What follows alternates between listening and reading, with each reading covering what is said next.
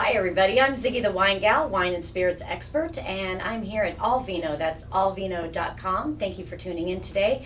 I've got my partner Chris Sawyer, sommelier to the stars, and today we have a special treat because we have winemaker Brian Graham in studio with us today. We're going to taste a couple of his wines. We're going to talk, well, fermented grape juice, quite frankly, and get the opinions of some friends that we have joined around the table with us today. And I'd love for Chris to take it at this point and talk to Brian and get some scoop.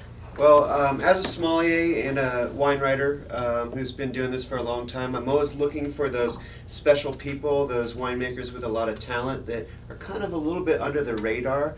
And I've gotten to know Brian over the past few years. That's why I'm so glad he's here with me, Brian, and with this whole group. Tell us a little bit about your background. This wine that we're tasting right here that Brian's got is the 919. It's actually a label that's named after the birth date of his daughter. And in this case, you are actually getting some fruit from up in the Sierra foothills, a little bit of this percentage, which is the Roussanne, which is 51%. Yep. 51%. Yep. And then a little bit from the coast out here, which is Sonoma County, and we've got a little Viognier in there. So this is really what we'd call a Rhone-style blend. What got you so interested in these kinds of interesting grape varieties in these areas kind of outside the radar? Growing up with my dad drinking wine, we liked the geeky cool stuff. Got really bored very quickly with Cabernet and Chardonnay growing up, and we got into Nebbiolo and Barbera and into the Rhone and started loving these really cool stuff. And we liked them. We called them passionate wines. You could taste the winemaker and the winery's heart in them. You know, they may not have been the best wines, but you could really taste the heart in the wine. And when I came to Napa, I wanted to try and educate, if I could, some of the new cool things out there. And so I started focusing my time on very small vineyards where the farmer was the owner, and some really cool stuff where I could really get hands-on and help them plant certain things. So I focused on El Dorado mountain fruit. I love the mountain fruit, and I planted a lot of Barbera, a lot of Nebbiolo, planted some Roussanne and some Viognier, and just really fell in love with those and became sort of known for that style. Obviously, when I moved to Napa, I had to make some Cabernet also, and so I do that also. But my heart, my passion is in the atypical, geeky, cool stuff that you normally don't get, but attracts you a lot of the time. Yeah. Well, just smelling this wine, this is a nice, beautiful color on this. It's that nice little golden color. We've got a great group of our friends here from Marin County and Sonoma County that are great wine lovers just like us, and we're all going to be tasting this wine. So let's stick our noses in here.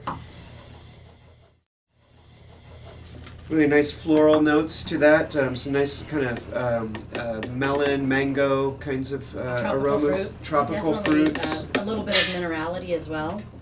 Beautiful nose. Invites you in real fast. So let's take a little taste of this, you guys. Pretty color. That's delicious. What I love about this Really good. wine, just off the first taste, it's the richness.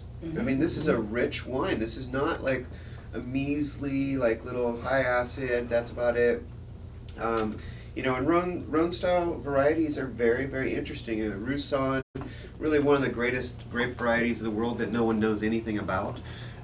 Sometimes it'll smell like, I always compare it to a bag of russet potatoes next to you in the car, like where you can smell that, kind of that earthy.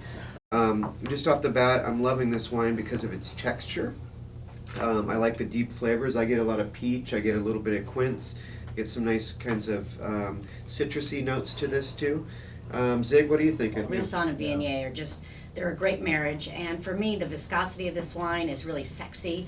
I love the finish on this wine. It just lingers on. This to me is a terrific food wine, although I have to say it could easily become a summer patio pounder for me too, because I would be happy to have this on my patio all day long. It's got a lot of flavor, but again, that texture, like you were pointing out, the texture on it is extraordinary, and it'll lean itself to something light as far as something to eat, but also something full-bodied. And somebody brought up beef earlier, and I'm like, I would definitely have this with a beef dish, no problem at all. Yeah. I think it can go both ways that way, really. Well, one of the cool things I like about this wine is that the colder it gets, the higher acid the Viognier shows through. Right. So the Viognier has this, for me, Viognier is flat, is has no finish, has no body. It's that crisp, high, floral, and it goes away. Well, likewise, Roussanne is the exact opposite of that. It's flat, it's huge, it's full-bodied. It's like a really flat Chardonnay. So when you put these together and you marry them correctly, you get the really high shoulders of the Viognier followed by that fat, dense mouthfeel of the Roussanne. So the colder you get this wine, the more refreshing it is and turns into a patio pounder, like you were saying. Yeah. And as it warms up, which is what it is now, it's more like a red wine now. So it is more of a food wine. And that's what I really love about this wine, how versatile it is, depending on the temperature which you drink it at. Take it on. I think this is a great style of wine, especially for people that really like Chardonnay with a little bit of richness. Right. This is a great alternative to that. It's really going to take you down a different road and actually be something to put on the table. It's got a great label too, and put that on the table. You're going to be telling stories about this kind of wine to the people that sit down that come expecting just Chardonnay from you. And that's why I think it's a great alternative, and it's really tasty, really, Thank really you. good. I appreciate that. And we like that you're off the beaten path. Yeah. And all the wines I make are barrel specific and less than 200 to 300 cases each. They just, if they don't make the cut, I just don't add it in. And so it's, you It's a know, lot of work. it's 100 cases here and 150 cases there. And I've just sort of wanted to stick to that model. I've got a great group of people who love my wines, and that's good enough. I love it. And What do we what's it- think, you guys? Yeah, This is yeah. great. Beautiful. Mighty fine. Beautiful wine. So I've poured everybody some delicious Cabernet now, and we're gonna move on to our next wine. This is the 2011 J. Garrett Cabernet Sauvignon from Napa, and it is a reserve, so this is quite a treat. So tell me, Brian, reserve, what does that mean? I named this after my son. It's the 4 very best barrels in any one vintage that I make of 100% cab.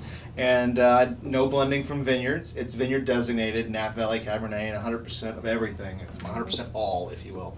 And we're in our, well, this is our 7th vintage, but we're into our 10th vintage now coming up. And it's just a really fun project to sit there and focus on trying to find those 4 best barrels for that vintage and then putting my son's name on the bottle. Yeah, and I think that also where this fruit is coming from up on Mount Veeder, which is a fantastic area, and once again, outside the main strip when you go down to, everyone says, I love Napa Valley, but they just drive down Silverado Trail and Highway 29. They don't know that actually the biggest appellation within the boundaries there is Mount Veeder. It covers the most ground. It's really from where Carneros starts and to the west of Napa, all the way to Oakville Grocery. When you walk out of Oakville Grocery and you look up at the hills, that's about the line where it stops right there. So it goes through Yountville and all of that, and it's that whole hillside on the western side of Napa Valley. And because of that, these vineyards are hidden in these little treasure troves of forests right there. And you find these amazing little sites Nook where, and cranny little. and it really shows because these grapes are not exposed to as much heat and as much direct sunlight, because you know in the afternoons it'll coast over and it's still not getting the sun that you know some of the other ones on the eastern side would be getting. So it's actually a little bit more European, and it's a little bit more of that style that really comes from the forest. So tell us a little bit about what got you into Mount Veeder. I hadn't done any vineyard school work when I got back from Bordeaux, and so what I did was I went to the Napa Valley College, and I sat beside a guy who owned a vineyard on Mount Veeder, and after a couple of semesters of hanging out next to him at night school, he just started elbowing me and say, why don't you come work for me? And after talking to him for a couple of months, we decided to make a go of it, and I ended up on Mount Veeder, and I haven't looked back. That's great. Yeah, it's- One of the things why I said it's kind of comparative to Bordeaux, when you look at Bordeaux, and you did go to University of Bordeaux, which is a very nice thing to know about him, is that when you work with Cabernet there, the only thing blocking that Cabernet from the ocean is a forest. And it's a massive forest. And it's all these kinds of trees that the Dutch planted 300 years ago that are shielding that area. So believe it or not, the Cabernet is in the cooler area of that region. And in this respect, I mean, it's not in the super hot area. It's in that nice, moderate kind of range where the grapes get to grow for as long as you want until you want to pick them. Just an example, the volcanic ash, which is most of Mount Veeder, which really dictates the flavor profile here. But we picked, on Halloween Day, my Chardonnay a couple years back. Wow. So just for contrast, most people are done with their cabs, and we are on October 31st picking the Chardonnay. Most of the time, you can reasonably say that most people in Mount Veeder who are doing big reds, they pick when the rain comes. That's sort of what you just do. That's You true. wait. That's So those definitely numbers, November 6th and November 8th, Right. those are when a lot of the bigger reds come in. It's because you do have such cool mornings and cool evenings. The ripening period is so small that what ends up happening is you're waiting. Yeah. You're waiting and you're waiting and you're waiting. Right away, right off the gate, I'm getting some incredible mints, a little bit of herb, and definitely some rich cassis. Yeah, Yes, cassis cassis is for sure. number one thing that struck me right away. Yeah. It's got a lot of berry, but they're more brambly kind of wild berries. Mm-hmm. It's got a little forest, which is that earth tone that you kind of I get right love there. that. Yeah. I know, it just really, It's Yeah. sexy. it's a beautiful, beautiful wine to smell, and so elegant and sophisticated, but the complexity shows right Yeah. away. Yeah. We opened this Quite a while about ago. a half an hour, 45 minutes Before, before yeah. we started talking about it. And we didn't decant or anything. Right. It's just, it shows well. This is your decanter right here. It's called your glass. Fine stemware does help because That's you can decant impressive. it right there. Yep. But I think that the texture of it too is beautiful. You did that with the white wine that we tasted, and here we are in a red wine, and this is not one that is a power driven. It makes me feel like I'm chewing through something and I can't get there yet. Yeah. But here we are with this elegant one that you just want to keep making little sips and keep investigating. So beautiful, dark chocolate too. Yeah. Yeah. Really, really nice tones. What are you guys thinking about this wine? Rich nose. The Yeah, first thing there's so I much wrote going down on. was plum dark fruit. Yeah. The first thing Yeah. that kind of hits you in a half an hour after bottling. I think that's pretty amazing to get so many of the aromatics when Yes. you're nosing it. And then the herbs, I got rosemary. I don't know if you got the herb. Yeah. Yeah, I got some beautiful dried herbs, and again, that forest floor component. forest I floor think is is- exactly what I was. I wouldn't have, Yeah. I wouldn't have said that, but that's Yeah. exactly what it is. Yeah. Yeah, and this wine is so inviting for food as well. I mean, right away I started thinking about what would I pair with this, you know, and at that same time, the flavors are still developing on the finish for me. Yeah. You know, I mean, it's definitely a lingering finish. The complexity is just dynamite, and I don't know. It kind of reminds me of something I actually just want to have a big glass of and sit in front of the fireplace. Yeah. Yeah. You know, Yeah. one of those kind of wines. After 14 years on making wines off of Mount Veeder, I went from forest floor to pine cones to dried spruce, but actually the term I would use is it's dried pine needles. Yeah. It's not green. It's that mint. Yeah. It's not green, but it's that piney sort of Well, when- green, Yeah. dried sort of thing, almost an herbaceous that you would cook with.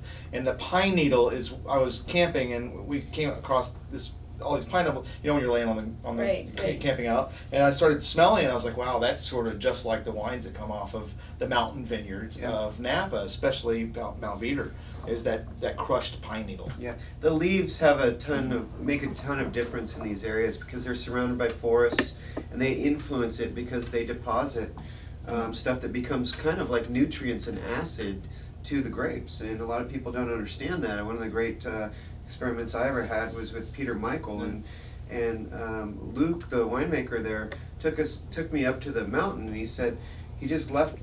I said I want to see the vineyards, and he didn't stop there. He just went into this forest, and he took me on the car, and I thought the movie song from Deliverance was going to play, but it did not. He just wanted me to smell that forest because he said it makes a huge impact on this wine that I'm going to show you in a few minutes. And he was right. Yeah. And I've never looked back from there. And I think this is Mount Veeder. This is a signature style of Mount Veeder. And for me, doing some of these kinds of roasted meats would be really nice, slow roasted, because this is a complex wine that can take not only the roasted meats, but also deal with onions, with olives, all these kinds of different types of flavors that you have from those roasted meats.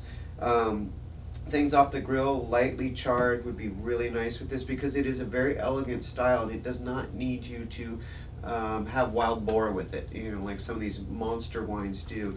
This is a much more elegant style, and I think it really exemplifies why Mount Veeder is so special. Well, and it has a sense of place. I mean, when you smell this wine, when you taste this wine, it really gives you a thumbprint of Mount Veeder. And to your point, I think that I imagine myself, you know, walking, and I have hiked through those areas, and just when your feet hit those dried pine The needles soft crunch. and all the other things that are underneath them, and you hear that sound and that aroma that comes up, that's exactly what you're getting when we say forest floor, you know? When I'm trying wines, I imagine that I'm in the produce section of my grocery store. You know what a strawberry smells like. You know what a cantaloupe smells like. You know what a peach smells like. So just imagine you're in the middle of the grocery store. And where are you going? Does it smell meaty? Okay, walk over there in your mind. Mentally Rolodex this stuff. You do it all day long, every day. And so you've been to a restaurant. You smelled what cooked meats smell like. Okay, does that smell like something you've smelled before? I do a lot of briskets, a lot of smoking on the grill. And so that smokiness works really well with this wine. And I think there's a little smoking component from the barrels in There it. is. So that's sort of, for me, the same thing, is Right. just put yourself in the places you go all the time and then revert back to what you're looking at. And I think you'll be able to take your vocabulary of what you see and put it into the component of the wine. And sitting around a round table discussion with your friends and your Yeah. neighbors is also really fun, just like we're doing today. And there is no wrong answer with wine. That's the beauty of it. So where it's like Suzanne might say to me, wow, I'm really getting a red pepper spice in here or something. You getting that? I'm like, no, I'm not really getting that. I'm getting more of, this, that, or the other. And this is the wonderful thing about engaging in conversation with regards to wine. And there's so many places that you can go with it. And it makes it a lot more friendly and a lot more approachable. And that's what Allvino is all about. Promoting American wines, loving American wines, and bring it for everyday living, and that's really the And fun of making it. sure that they're at great prices so we can get tons of it to put in our cellars and to share with many other people too. All Cheers. right. Thank you, Cheers. Brian. Thank you very much, Cheers. guys. Cheers. Absolutely. Cheers, guys. Cheers. Cheers. Ziggy, thank you. Welcome. Thanks. Cheers, bro. Thank you.